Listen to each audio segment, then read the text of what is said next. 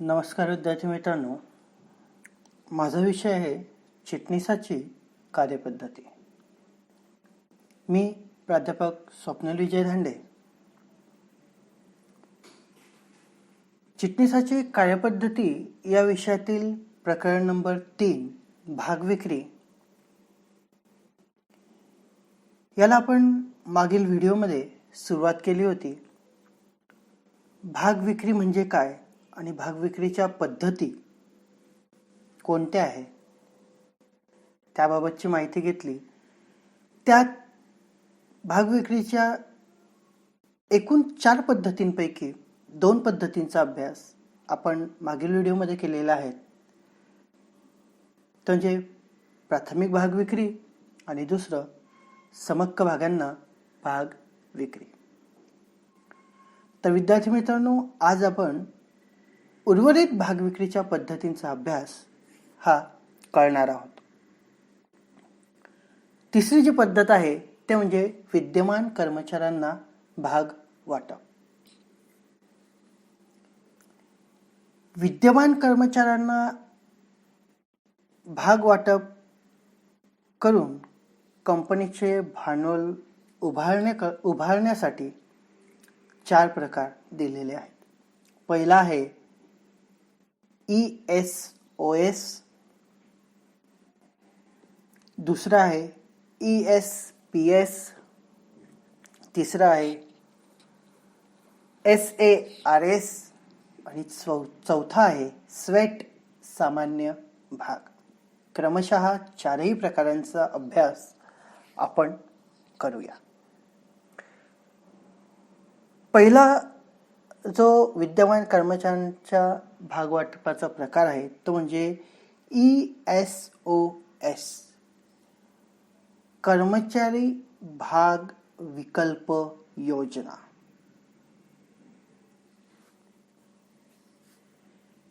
Company तिची मुख्य company किंवा दुय्यम कंपनी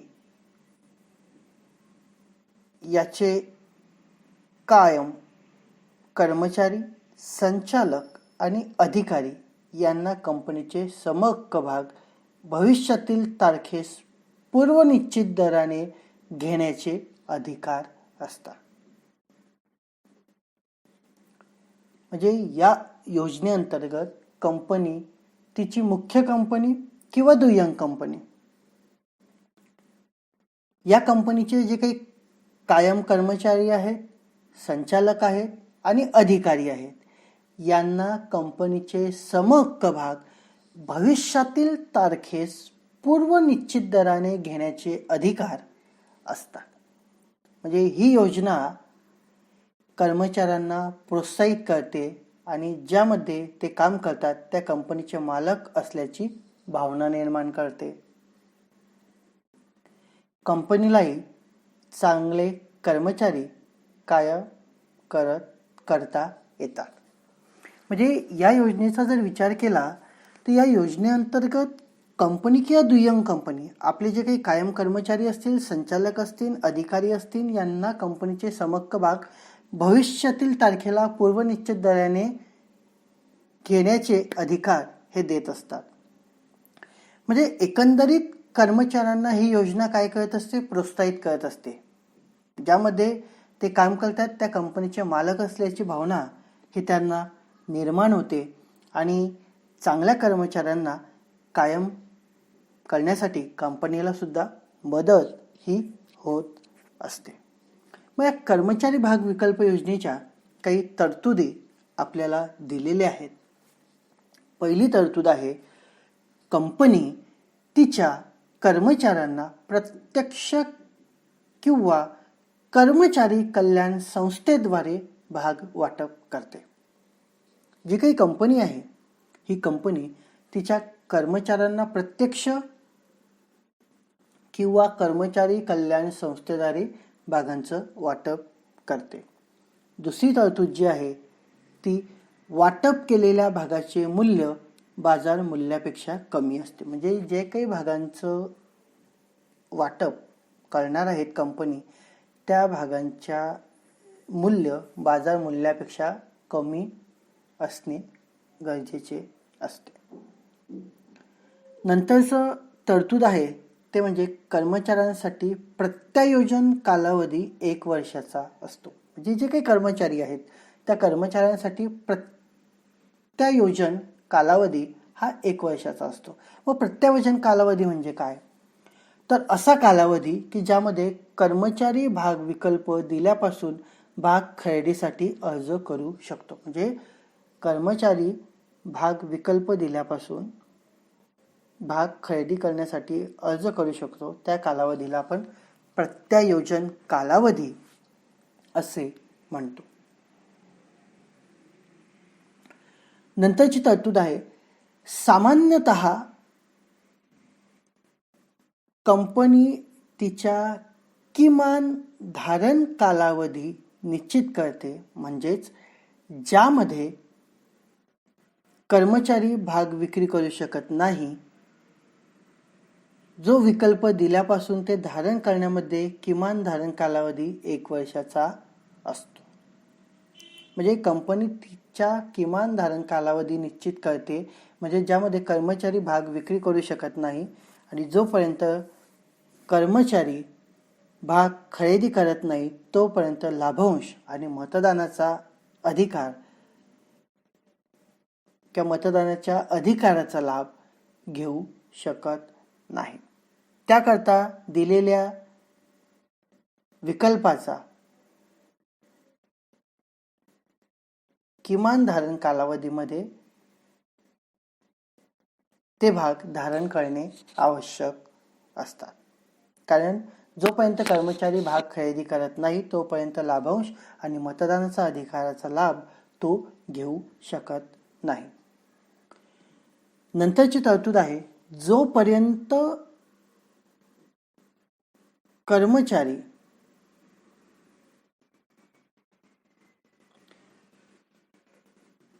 भाग खरेदी करत नाही, म्हणजेच भाग वाटप करण्यापूर्वी कंपनीला विशेष ठरावाद्वारे भागधारकाच्या सभेत मंजुरी घ्यावी लागते. म्हणजे जे काही भाग वाटप आहे ते भाग वाटप करण्यापूर्वी कंपनीला विशेष ठरावाद्वारे भागधारकाच्या सभेत मंजुरी घ्यावी लागते. म्हणजेच कर्मचारी या योजनेअंतर्गत खरेदी केलेले भाग हस्तांतर करू शकत नाही किंवा गहाणही ठेवू शकत नाही किंवा तारणही ठेवू शकत नाही. म्हणजेच कर्मचाऱ्याने या योजनेअंतर्गत जर भागांची खरेदी केली असेल तर तो ते भाग हस्तांतर करू शकत नाही, गहाण ठेवू शकत नाही किंवा तारणही ठेवू शकत नाही. कंपनीला कर्मचारी भाग विकल्प योजनेचे व्यवस्थापन करण्यासाठी भरपाई समितीची स्थापना करावी लागते. जी काही कंपनी आहे त्या कंपनीला कर्मचारी भाग विकल्प योजनेचे व्यवस्थापन करण्यासाठी भरपाई समितीची स्थापना करावी लागते. कंपनीला सेबी म्हणजे भाग आधारित कर्मचारी फायदे नियम 2014च्या तरतुदीचे पालन करावे लागते. म्हणजे कंपनीला सेबीचे नियमन 2014च्या तरतुदींचे पालन हे करावे लागते. हा पहिला प्रकार आहे म्हणजे कर्मचारी भाग विकल्प योजना. दुसरा जो आहे तो म्हणजे कर्मचारी भाग खरेदी योजना. या योजनेअंतर्गत कंपनी तिच्या कर्मचाऱ्यांना पुढील तारखेला खरेदी करू शकतील अशा सवलतीच्या दरात समहक्क भाग देते. या योजनेअंतर्गत कंपनी तिच्या कर्मचाऱ्यांना पुढील तारखेला खरेदी करू शकतील अशा सवलतीच्या दरात समहक्क भाग देते. कंपनी कर्मचाऱ्यांच्या पगारातून भागाच्या देयकांसाठी काही रक्कम वजा करते. जी काही कंपनी आहे ती कंपनी कर्मचाऱ्यांच्या पगारातून भागाच्या देयकांसाठी काही रक्कम वजा करत असते. मग या कर्मचारी भाग खरेदी योजनेच्या काही तरतुदी दिलेल्या आहेत. तरतुदी कोणत्या? पहिली तरतूद आहे, कर्मचाऱ्यांना त्यांच्या श्रेणीनुसार वेगवेगळ्या संख्येने भागांची विक्री करता येते. जे काही कर्मचारी असतील त्या कर्मचाऱ्यांना त्यांच्या श्रेणीनुसार वेगवेगळ्या संख्येने भागांची विक्री करता येते. दुसरी तरतूद ESPS म्हणजे कर्मचारी भाग खरेदी योजनेद्वारे वाटप केलेले भाग ताबडतोब सूचीबद्ध केले पाहिजे. म्हणजे या योजनेअंतर्गत वाटप केलेले भाग ताबडतोब सूचीबद्ध केले पाहिजे. तिसरी तरतूद, जर कर्मचारी भाग विकल्प योजने सार्वजनिक भाग विक्रीचा हिस्सा नसेल तर धारण कालावधी भाग वाटपापासून किमान 1 वर्षाचा असतो. म्हणजे कर्मचारी भाग खरेदी योजना सार्वजनिक भाग विक्रीचा हिस्सा नसेल तर धारण कालावधी भाग वाटपापासून किमान 1 वर्षाचा असतो.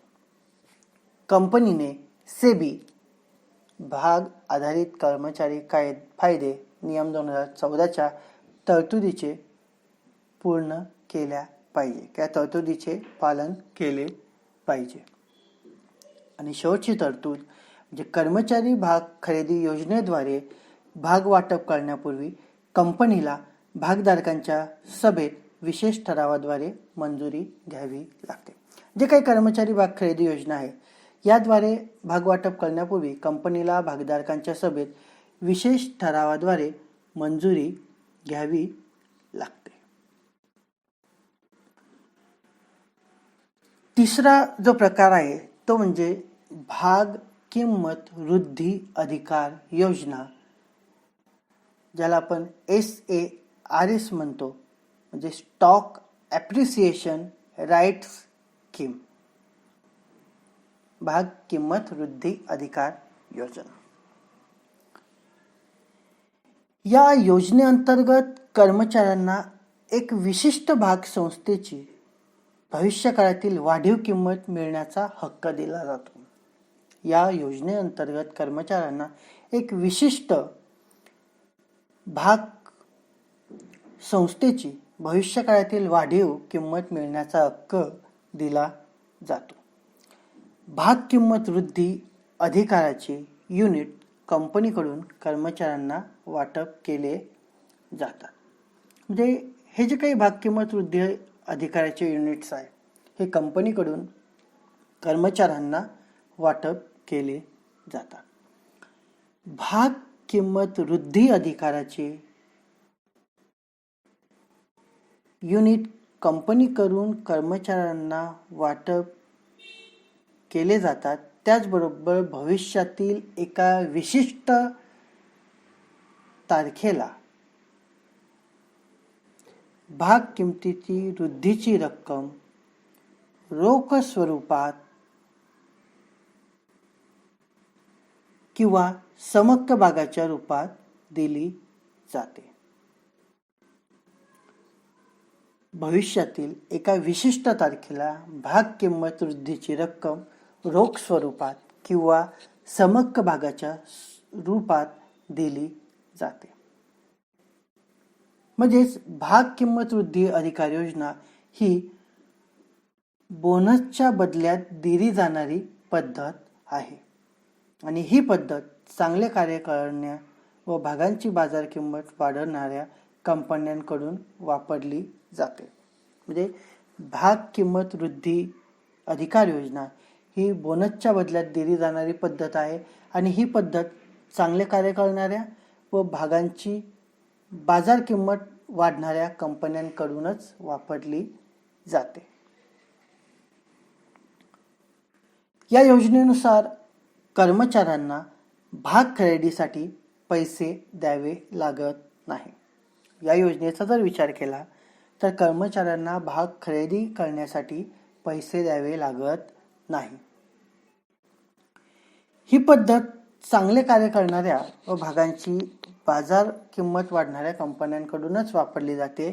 त्यामागचं कारणच असं आहे की कंपनीची सद्यस्थिती चांगली असल्यामुळे कर्मचाऱ्यांचे भाग खरेदी करण्यासाठी पैसे द्यावे लागत नाही. कंपनीकडून कर्मचाऱ्यांना किमान 1 वर्षाचा प्रत्यायोजन कालावधी दिला जातो आणि या योजनेत किमान धारण कालावधी हा नसतो. म्हणजे कंपनीकडून कर्मचाऱ्यांना किमान 1 वर्षाचा प्रत्यायोजन कालावधी दिला जातो आणि या योजनेत किमान धारण कालावधी नसतो. भागधारकांच्या सभेत विशेष ठराव संमत करून या योजनेला संमती दिली जाते. भागधारकांच्या सभेत विशेष ठराव संमत करून या योजनेला संमती ही दिली जाते. आणि चौथा प्रकार जो आहे तो म्हणजे स्वेट सामान्य भाग, ज्याला स्वेट इक्विटी शेअर्स असे म्हणतात. त्याबाबतची माहिती घेऊया. कंपनी तिच्या कर्मचारी व संचालकांना पैशांऐवजी मोबदला म्हणून किंवा सवलतीच्या दरात भाग वाटप करते. कंपनी तिच्या कर्मचारी व संचालकांना पैशांऐवजी मोबदला म्हणून किंवा सवलतीच्या दरात भाग वाटप करते आणि कंपनीने कर्मचारी व संचालकांच्या मौल्यवान योगदानामुळे वाढलेला नफा लक्षात घेऊन त्यांना हे भाग दिले जातात, ज्याला आपण स्वेट सामान्य भाग असे म्हणतो. म्हणजे कंपनी कर्मचारी व संचालकांना पैशांऐवजी मोबदला किंवा सवलतीच्या दरात हे भाग देतात किंवा कंपनी कर्मचारी व संचालकांच्या मौल्यवान योगदानामुळे वाढलेला नफा लक्षात घेऊन त्यांना हे भाग दिले जातात. समहक्क भागांप्रमाणेच स्वेट भागांना अधिकार असतात. या भागांचे किमान धारण कालावधी 3 वर्षाचा असतो. म्हणजे जे अधिकार समहक्क भागधारकांना आहे तेच अधिकार स्वेट सामान्य भागधारकांना सुद्धा असतात आणि या भागांचे किमान धारण कालावधी हा 3 वर्षाचा असतो. म्हणजेच या कालावधीत ते हस्तांतर करू शकत नाही. या प्रकारचे भाग वाटप करण्यासाठी कंपनीला भागधारकांच्या सभेत विशेष ठराव मंजूर करून घ्यावा लागतो.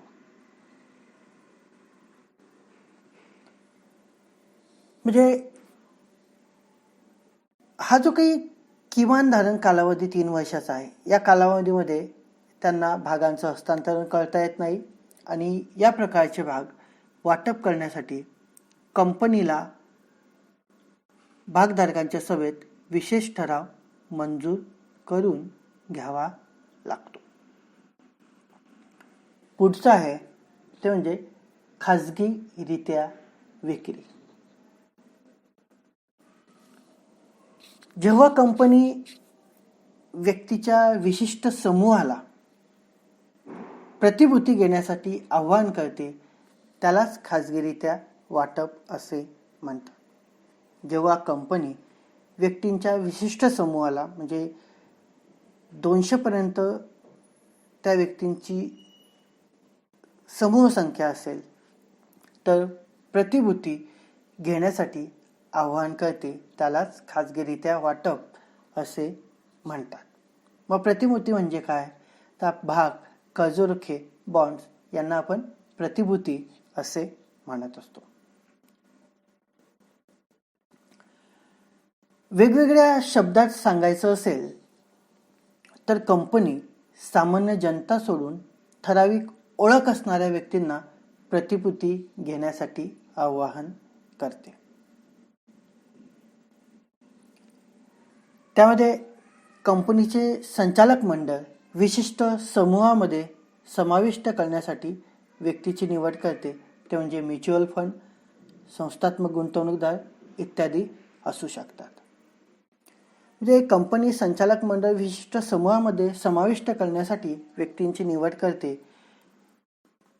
ते म्हणजे म्युच्युअल फंड आहेत, संस्थात्मक गुंतवणूकदार आहे इत्यादी असू शकतात. कंपनीला खाजगीरित्या वाटपाच्या वेळी सोबत अर्ज पाठवते. म्हणजे कंपनी जी काय खाजगीरित्या वाटपाच्या वेळी सोबत अर्ज पाठवते.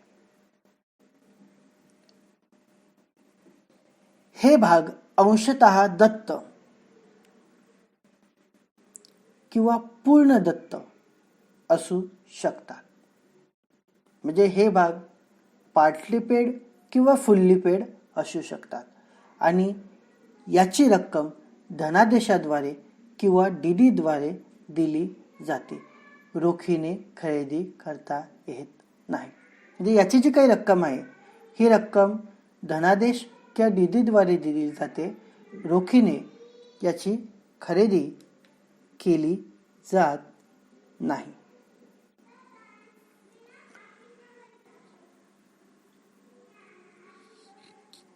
खाजगी वाटपामध्ये अर्जदारास भाग त्याग करण्याचा हक्क नसतो. जे काही खाजगी वाटप आहे त्या खाजगी वाटपामध्ये अर्जदारास भाग त्याग करण्याचा हक्क नसतो. या प्रकारचे भाग वाटप करण्यासाठी कंपनीला भागधारकाच्या सभेत विशेष ठराव मंजूर करून घ्यावा लागतो. म्हणजे या प्रकारचे भाग वाटप करण्यासाठी कंपनीला भागधारकाच्या सभेत विशेष ठराव मंजूर करून घ्यावा लागतो. कंपनी खाजगीरित्या वाटप पुढील 2 प्रकारे करू शकते.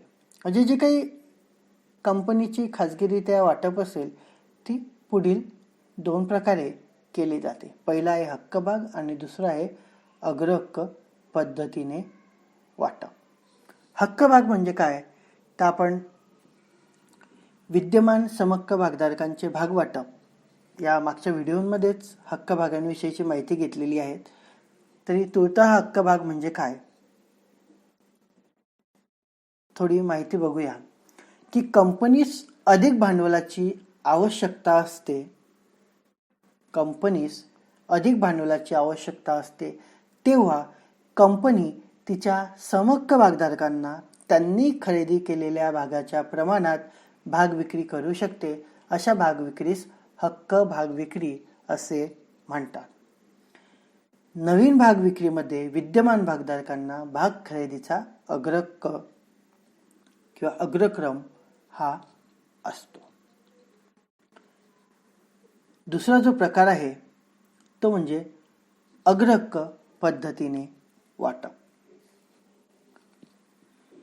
जेव्हा विशिष्ट व्यक्तीच्या समूहाला प्राधान्याने कंपनी विशिष्ट प्रतिभूतीचे वाटप करते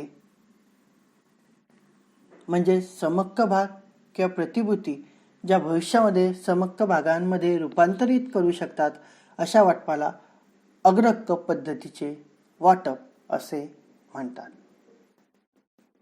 जे सर्वसामान्यपणे कंपनी आपल्या प्रवर्तकांना, विद्यमान भागधारकांना, कर्मचाऱ्यांना, साहसी भांडवल गुंतवणूकदार